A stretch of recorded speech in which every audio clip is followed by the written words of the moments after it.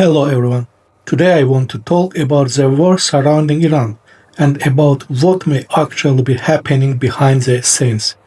Because if you look closely at the pattern of recent events, the questions may not simply be about military strikes or regional escalation. The real questions might be much bigger. Is Iran being pushed toward regime change? And more importantly, how could such a strategy actually work? Let me start with the central idea. In my view, what we are seeing may not simply be a military campaign against Iran's capabilities. It may be a systematic pressure campaign aimed at the political structure of the Iranian state itself. Now, some people might say this is nothing new. Even at the beginning of the operation, Donald Trump openly talked about the possibility of regime change in Iran. And that's true. But what is more interesting is how such an outcome could actually be first. If we look at the pattern of events, one thing becomes noticeable. The strikes are not limited to military infrastructure. Increasingly, they target key figures inside the political and military system. And something even more interesting is happening. In several cases, newly appointed officials replacing eliminated leaders have themselves quickly become targets.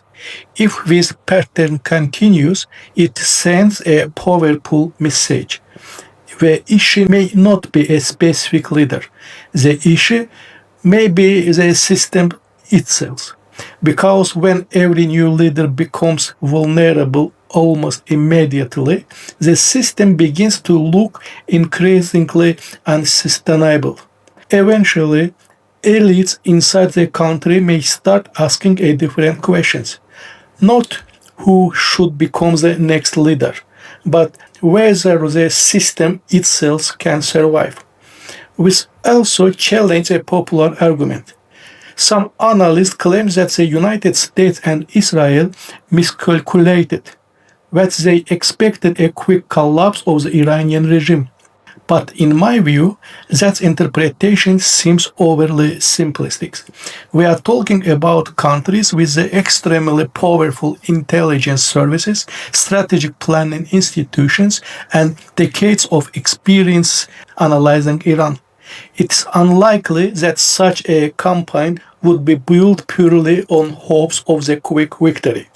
Instead, we may be witnessing is a long-term pressure strategy, and the strategy operates on several levels: military, political, and economic. The economic dimension is especially important. Iran was already facing serious economic difficulties before the escalation. There were protests linked to inflation, declining living standards, and long-standing structural problems in the economy. Under those conditions, further economic disruptions can dramatically increase internal pressure on the political leadership. And historically, economic crisis often becomes the catalyst for the political change. But there is another question we should ask. Why have such scenarios become possible in today's international system? In recent months, several European leaders have pointed to the same issues. The global order that once tried, at least formally, to respect certain rules has been weakening. After major conflicts and violations of international norms, the international system gradually shifts. Power becomes more central. And when that happens, geopolitical conflicts tend to escalate. So the war surrounding Iran may not simply be about military confrontation. It may be part of a much broader geopolitical process, a process in which pressure, military, economic, and political, is used to reshape the internal dynamics of a state. And that leaves us with the most important questions. Can the current political system in Iran withstand that pressure? Or are we witnessing the beginning of a much larger transformation? Thank you for watching.